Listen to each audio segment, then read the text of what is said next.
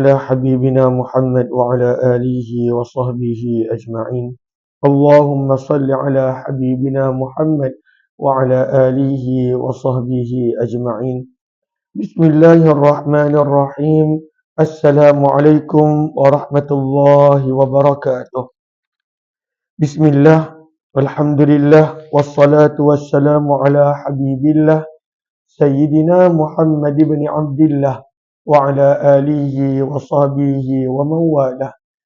سبحانك لا علم لنا إلا ما علمتنا إنك أنت العليم الحكيم ولا حول ولا قوة إلا بالله العلي العظيم. اللهم رب اشرح لنا صدورنا. Ya Allah, lapangkanlah hati-hati kami. Wa yassir lana umurana. Permudahkanlah segala urusan kami. Wahlul uqdatan min alsinatina. Bukakanlah ya Allah ikatan daripada lidah-lidah kami. Yafqahu aqwalana. Agar boleh difahami tutur bicara kami. Allahumma faqihna fid din. Ya Allah, berikanlah kepada kami pemahaman di dalam urusan agama. Wa'allimna ta'wil. Ajarkanlah kepada kami pemahaman Al-Quran. Allahumma inna nas'aluka ilman nafi'a. Kepadamu ya Allah kami memohon ilmu yang boleh mendatangkan manfaat. Warizqan wasi'an tayyibah. Rezeki yang luas, melimpah ruah, lagi halal, bersih, suci. Wa amalan mutaqabbala. Amalan yang diterima. Wa shifaan min kulli da'. Dan sembuh daripada segala jenis penyakit. Amin, amin, ya Rabbal Alamin. Ahlan-ahlan kepada semua, selamat petang. Salam pertemuan dalam program Penawar Hati, siri yang ke-43 bersama dengan saya Umar Aziz. Pertemuan di mana kita akan berkongsi berkenaan tentang bagaimana untuk menjaga dan memelihara hati kita. Maka setiap anggota tubuh badan, bahkan setiap nikmat akan ada ujian dan cabaran dia. Maka ianya perlu dijaga daripada benda anggota tersebut melakukan perkara yang Allah tak suka. Maka sama juga seperti hati. Hati yang merupakan tempat di mana syaitan menyerang manusia. Sebagaimana yang kita biasa dengar dan baca firman Allah dalam surah yang terakhir dalam Al-Quran, allazi yuwaswisu fi sudurin nas. Maka syaitan menyerang hati manusia dengan waswas, dengan keraguan, dengan perkara-perkara yang boleh menjadikan hati manusia itu jauh daripada Allah. Maka hati itu perlu dijaga sebab ianya adalah aset manusia yang bernilai. Sehingga kan Nabi SAW menyebut, orang yang mana elok hatinya, eloklah anggota tubuh badannya. Orang yang rosak hatinya, maka rosaklah anggota tubuh badannya. Maka sebab itu, ilmu berkenaan membicarakan tentang hati adalah ilmu yang dikenali sebagai ilmu tasawuf. Maka tasawuf fokusnya adalah lebih bagaimana nak menjaga hati, buang sifat-sifat yang tidak elok, sifat yang tak elok seperti hasad, sifat yang tidak elok seperti sombong, sifat yang tidak elok seperti riak dan lain-lain. Dan nak masukkan dalam hati itu sifat yang mulia, sifat yang Allah suka. Maka itulah kita mempelajari ilmu tasawuf. Maka kita menggunakan kitab Syarah Penawar Bagi Hati dan kita telah tiba pada muka surat yang ke-49. Ahlan-ahlan kepada semua burung nuri, terima kasih banyak-banyak. Hariyati, terima kasih banyak-banyak.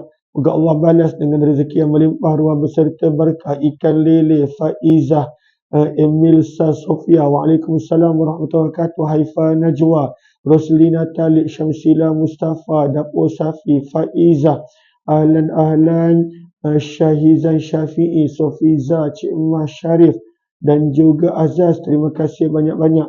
Moga Allah balas dengan rezeki yang melimpah ruah beserta berkah. Maya, Syarimah 65 serta semua sahabat-sahabat yang lain. Zakaria Zamri, moga Allah pemudahkan. Kalau lain tak berapa jelas, sahabat-sahabat yang lain adakah lain jelas? Kalaulah tak jelas, mohon maklumkan juga. Fauziah, Abang Aji, Dorangan FB, Ruby, Sabariyah, Rohani Hussein, Ahlan Ummi Zaihadi, Rafi'ah, Begum Sulaiman, Muhammad Syarizan Haji Syafi'i, kemudian Masyita Muhammad, Binarai Sulaiman, Kak Kamiza, Kak Safia, Syuhai Nizam, Zahini Wahid, Cik Ani, Echa Yunus, dan juga Allahumma salli ala Sayyidina Muhammad, kepada Zakia Muhammad Nin, Wan Mas, PKL Sadaria, Acin Alin, Nurjura Azlin, Ahlan Muhammad Syarizan Haji Syafi'i, Safia Safian, Riz, Aziza Zainab, Ija Rahman, serta Yaya Lia, Anna Sukaimi, dan juga Ramina's Kitchen, Dipa Miko, dan juga sahabat-sahabat yang lain. Waalaikumsalam warahmatullahi wabarakatuh kepada semua yang memberi salam. Irma, Nurzila Ghazali, Fatimah S, dan juga semua sahabat-sahabat yang lain. Kita dah berada pada siri yang ke-43 di TikTok jelas suara. So ada yang kata lain sangkut-sangkut. Ahlan Nuhas Malisa, maka harapnya jelas suara saya. Daripada Tawau jelas. Riz daripada Tawau, moga Allah mudahkan.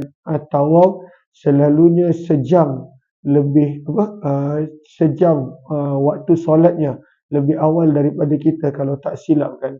Tawau, dah lama tak pergi Tawau. Daripada Johor, Nuhas Malisa, Syarifah, terima kasih banyak-banyak, dan juga sahabat-sahabat yang lain. Maka kita dah tiba berkenaan tentang menjaga lidah. Maka penulis buku membawakan konsep untuk menjaga hati, maka perlu untuk menjaga 7 anggota zahir. Perlu menjaga 7 anggota zahir. Maka yang pertama kena jaga mata, kita dah baca. Yang kedua menjaga telinga, kita dah baca. Dan kita sedang berada pada tajuk menjaga lidah. Dan kemudian yang lagi 4 adalah menjaga perut. Kena jaga perut. Bukanlah daripada sudut diet, tapi menjaga perut daripada apa yang kita masukkan ke dalam perut kita. Menjaga kemaluan. Yang keenam, menjaga kedua tangan. Dan yang ketujuh, menjaga akan kedua kaki. Kita sedang berada pada tajuk menjaga lidah. Maka semalam kita telah baca, maka nak menjaga lidah ini antaranya adalah memberi nasihat kepada orang. Nasihat. Tapi semalam kita dah sebut, nasihat ini adalah bahasa Arab.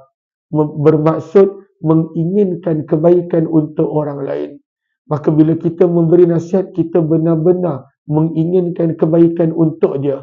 Maka taklah patut kita menghina dia, merendahkan dia, menganggap diri kita lebih mulia daripada orang yang kita nasihati. Itu semua sifat yang tak patutnya ada. Ahlan kepada yang baru join, mohon dia sebaik untuk bantu share, bantu untuk kongsi, tag rakan-rakan, sebarluaskan. Mudah-mudahan lebih ramai yang beroleh manfaat. Mandi dah? Baju apa tu? Baju lengan panjang. Diikut tak lihat ni? Baju lengan panjang. Allahumma salli ala Muhammad wa ala alihi washabihi ajma'in. Maka memberi nasihat kepada orang lain.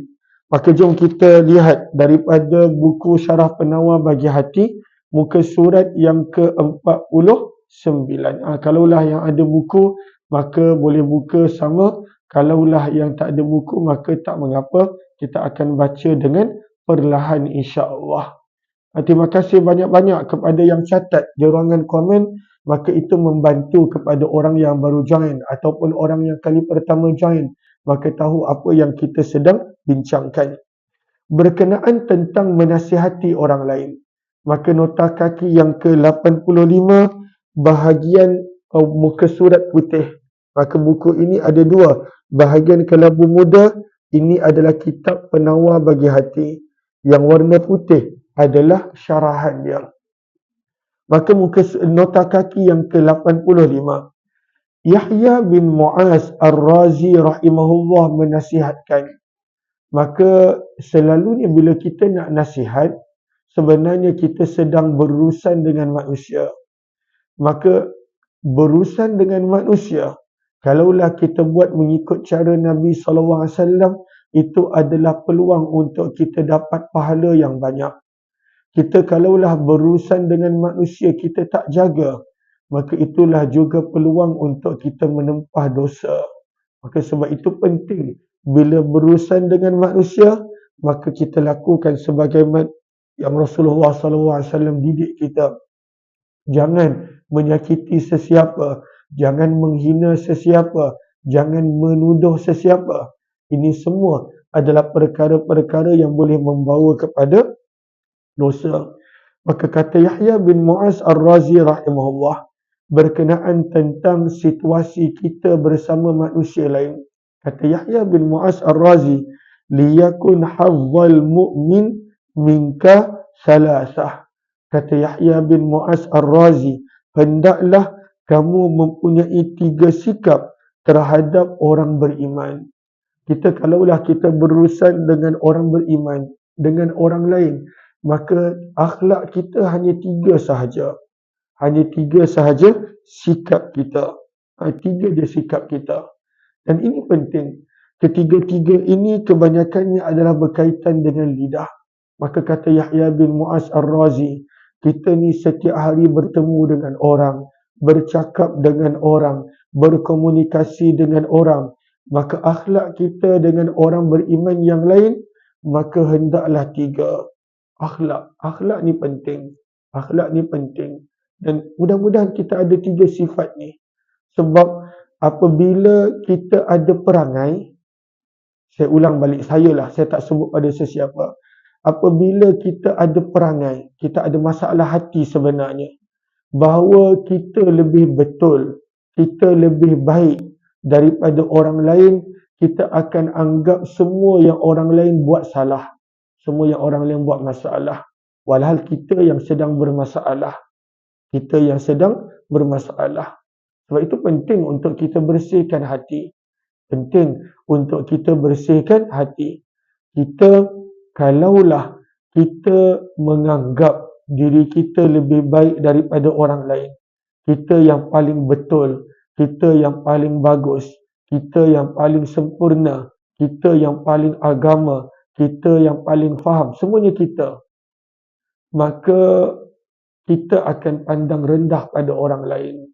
Kita pada waktu itu akan menghina orang lain. Kata nasihat, tapi sebenarnya bukan nasihat, lebih nak mengangkat diri. Kata nak menegur, tapi bukan nak menegur, lebih pada waktu itu nak menaikkan diri. Maka sebab itu, kata Yahya bin Mu'az Ar-Razi, maka bila kita berurusan dengan manusia, maka hendaklah kita ada 3 sifat. Sebab ini adalah peluang untuk kita mendapat pahala. Dan kalaulah kita tak jaga, maka kita akan mendapat dosa. Dan kebanyakan dosa itu daripada lidah, daripada tangan yang menulis. Pada zaman kita, tangan yang menulis. Maka sebab itu, kata Yahya bin Mu'az Ar-Razi, maka hendaklah kelakuan kita dengan orang beriman hanya salah satu daripada 3 sifat ini. Yang pertama, illam tanfa'hu fala tadurruh. Jika kamu tidak mampu memberikan manfaat kepada orang lain, maka janganlah menyusahkan orang lain. Itu yang pertama. Kalau tak mampu datangkan kebaikan, jangan pada waktu itu menyakiti orang lain. Bukankah itu maksud hadis Nabi SAW? Apabila Nabi ditanya, apakah Islam yang paling baik? Maka sabda Nabi, Al-Muslim man salimal muslimuna min lisanihi wa yadih. Orang Islam adalah orang lain merasa selamat, selamat, sejahtera daripada lidah dan tangan dia. Orang Islam. Macam mana orang Islam? Contohnya, macam mana orang ni orang Islam? Agama dia macam mana? Kalaulah seseorang itu agama dia, dirinya, dia menjadikan orang lain rasa selamat daripada kejahatan lidah dan tangan dia, Islamlah dia. Islam.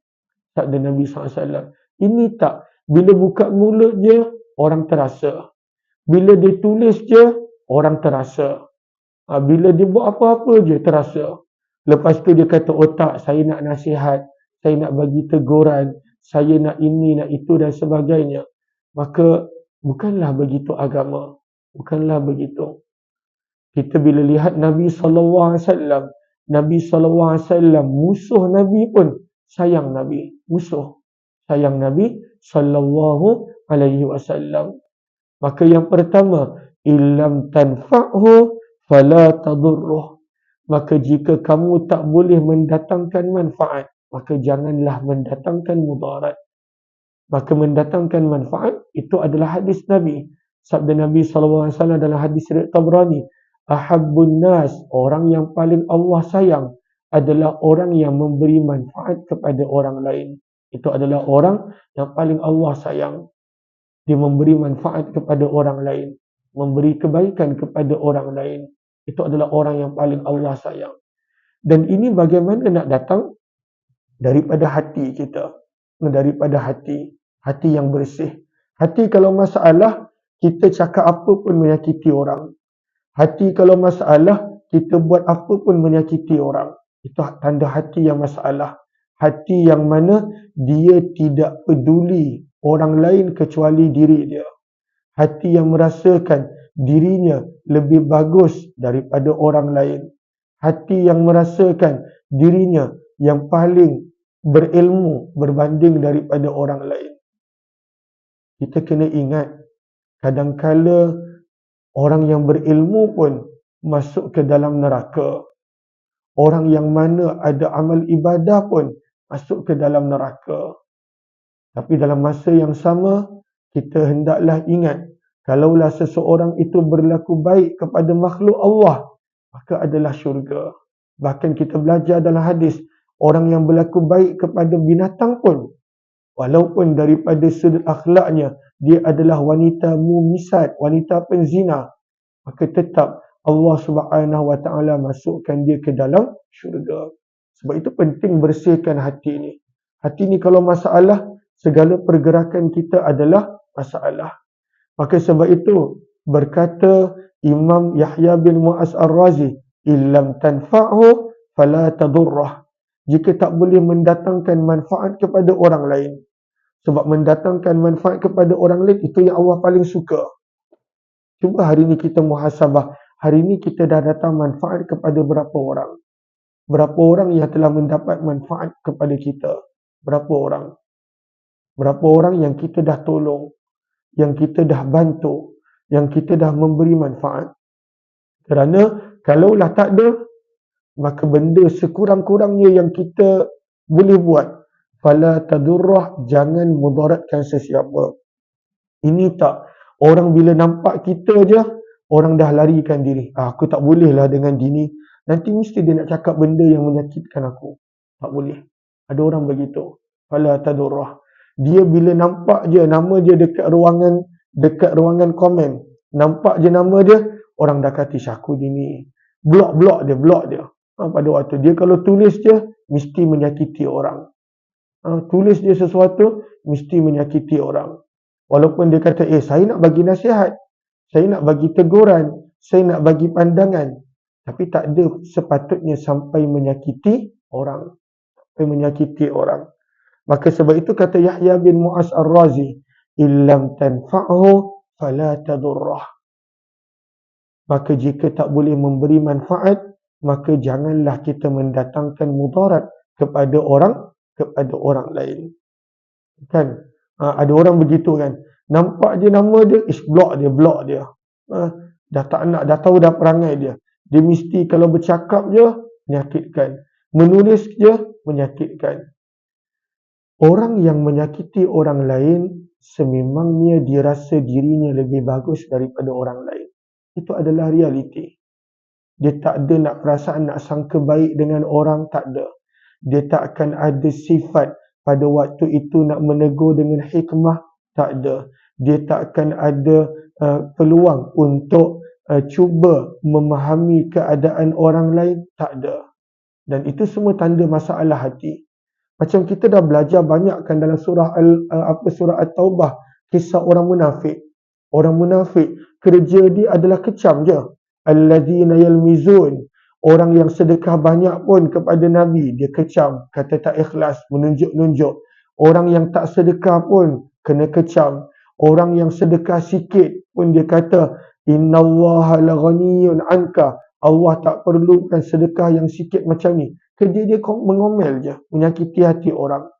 Dan itu adalah masalah orang-orang yang Allahumma salli ala Muhammad ada masalah hati. Ada masalah hati. Orang yang hati dia bersih, nak tengok tak orang yang hati bersih macam mana? Macam budak-budak. Macam budak-budak. Kan budak-budak, bukanlah budak-budak 5-6 tahun. Itu kadang-kadang ada isu juga. Ini budak-budak usia 2 tahun. Dia sentiasa sangka baik dengan kita. Itu orang yang hati bersih. Sentiasa sangka baik. Dia tidak menghukum orang hanya daripada zahir. Itu orang yang hati bersih. Orang yang hati bersih. Macam contoh anak kita, macam contoh anak saya belum 2 tahun, belum 3 tahun lagi. Maka marahlah dia macam mana sekalipun. Dia bila datang balik, dia masih senyum. Masih senyum. Dia tak ada sangka buruk. Pada waktu tu tak ada nak menghukum. Dia masih senyum dan sebagainya. Maka pentingnya untuk kita menjaga hati. Ahlan-ahlan kepada yang baru join, maka kita sedang berkongsi daripada buku Qalbun Salim, hati yang sejahtera. Hati yang sejahtera. Sebab itu kita kena ingat apa yang kita tulis, apa yang kita cakap, semua tu masuk dalam rekod. Malaikat audit, malaikat catat. Maka sebab itu janganlah kita cakap sesuatu kecuali untuk tidak menyakiti sesiapa. Janganlah kita tulis sesuatu kecuali untuk tidak menyakiti sesiapa. Maka kita sedang berkongsi daripada buku syarah Nawar bagi Atiyah. Atiyah. Baru tadi cakap pasal Atiyah. Atiyah nak bagi salam sini. Nak? Sini bagi salam. Jom. Jom. Atiyah cerita. Atiyah ada marah dengan sesiapa tak dalam hati? Jom. Hati Atiyah macam mana? Macam mana nak jadi hati macam Atiyah? Seronok je. Tak ada fikir apa-apa. Kita sini sikit. Kenapa pakai baju belang-belang ni? Pakai baju belang-belang. Okay. Atiyah cerita. Hati Atiyah macam mana? Seronok tak? Seronok? Gembira? Ada marah dengan sesiapa tak? Tak ada. Tak ada marah siapa? Hati gembira? Gembira, Tengok gembira je, makan minum tidur. Okay. Kan tadi birthday kakak kan, birthday Aliyah bila? Hari lahir Aliyah.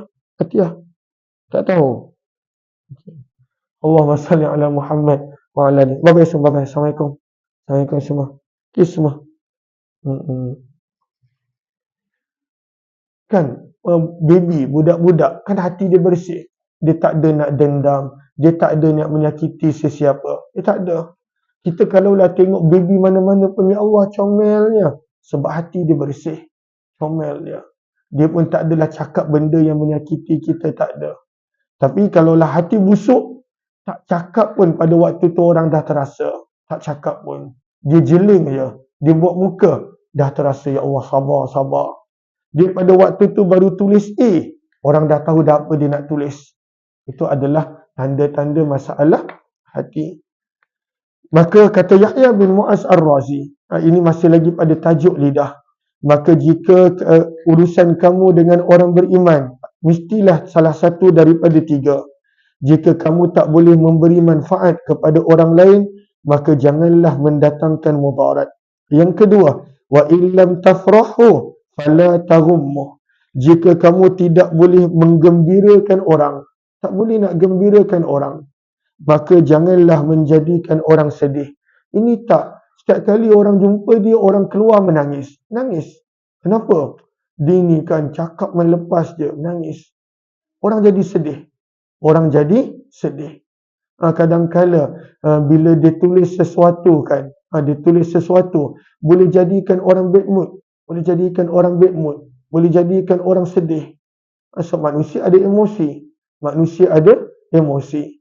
Maka kalaulah kita tak boleh gembirakan orang, maka jangan buat orang jadi sedih. Kalaulah kita suka buat orang menjadi sedih, maka kita ada masalah sebenarnya. Kita ada masalah sebenarnya. Maka ini adalah yang kedua. Yang ketiga, wa illam tamdahu fala tadhummu. Kalaulah kamu tak boleh memuji, maka janganlah mencela. Ini pun penting. Ada sebahagian orang dia memang tak boleh puji orang. Dia nak orang puji dia. Ada sebahagian orang, maka dia tak boleh puji orang, tapi dia nak orang puji dia. Dia suka mencela orang, tapi dia tak boleh orang cela dia. Maka ini semua gambaran hati kita perlu untuk kita bersihkan hati kita. Maka sebab itu kata Yahya bin Mu'az Ar-Razi, beri manfaat kepada orang, jangan sakiti orang. Gembirakan orang. Kan sebab itu sabda Nabi tentang gembirakan orang. Kita bila kita senyum kepada orang lain, sedekah. Tabassumuka fi wajhi akhika sadaqah. Senyum kepada orang pun sedekah. Gembirakan orang. Dan yang ketiga adalah puji orang. Yang dilarang adalah puji yang berlebihan. Puji yang penuh pembohongan. Maka itu dilarang. Tapi memuji adalah perkara yang digalakkan. Maka puji orang. Kalaulah tak tahu nak puji, maka janganlah mencela orang. Maka ini adalah kata Yahya bin Mu'az Ar-Razi rahimahullahu ta'ala.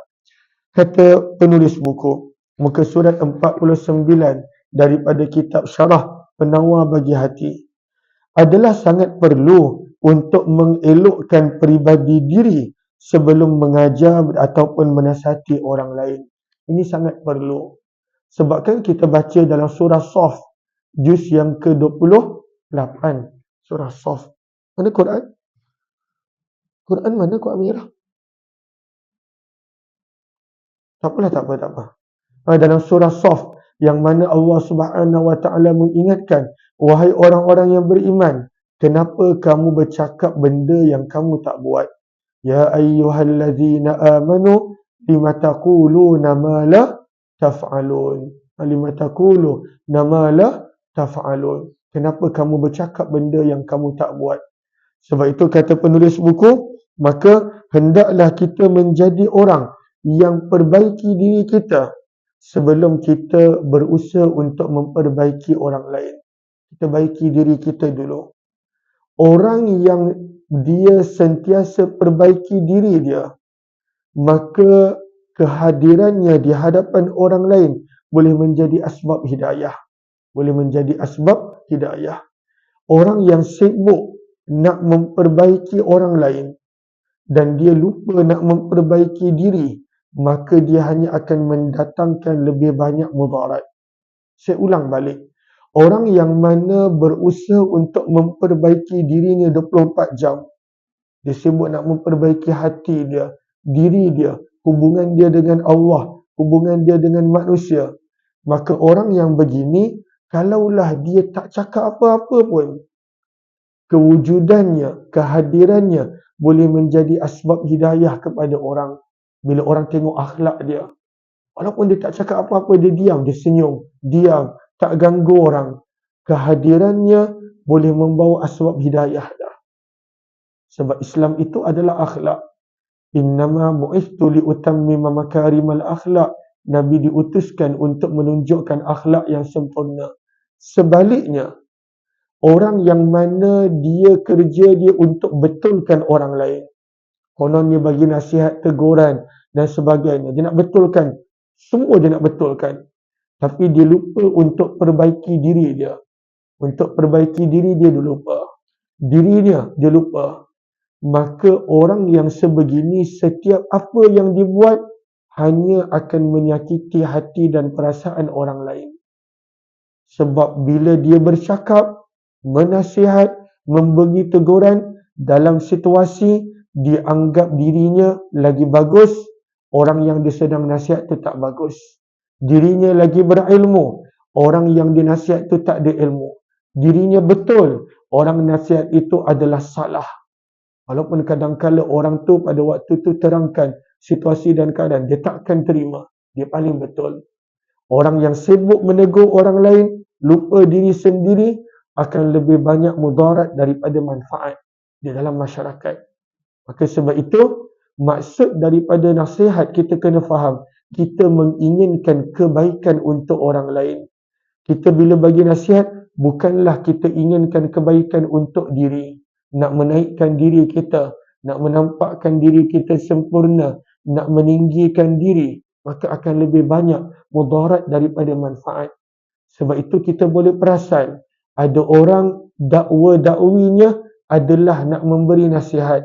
tetapi kesan yang berlaku adalah kerosakan bukan kebaikan. Moga Allah pelihara. Maka kita tak dapat baca banyak hari ini. InsyaAllah esok kita akan sambung daripada muka surat yang ke-50. Mudah-mudahan adanya manfaat insyaAllah. Terima kasih banyak-banyak kepada sahabat-sahabat yang bersama. Haifa Najwa, Hariyati, Marda WKN, Faiza, Adawiyah dan juga sahabat-sahabat yang lain. Terima kasih banyak-banyak Jamilah Zainal Abidin, Ada Ayub, Zahara alias Kamiza, Zahara alias Munasma, Syuhanizam, Rozana Aziz. Terima kasih semua. Emilisa Sofia. Terima kasih. Sehari kita ada 3 program, 8.30 pagi, 6 petang dan 11 malam. Dan buat sahabat-sahabat yang berkelapangan, insya-Allah maghrib ni akan ada program. Maghrib ini akan ada kuliah lebih kurang jam 7.30, maka jemput join buat yang berkelapangan. Dan buat sahabat-sahabat yang terlintas bila-bila masa nak menunaikan umrah, maka bolehlah pertimbangkan untuk melihat dan ingat Labbaik Travel. Labbaik Travel adalah syarikat kerjasama saya dengan yang lain, dengan Andalusia dan sebagainya. Maka boleh untuk bantu war-warkan tentang Labbaik Travel insya-Allah. Terima kasih semua. Assalamualaikum warahmatullahi wabarakatuh. Cawan Pink, kalau kat luar negeri, luar Malaysia boleh beli tak?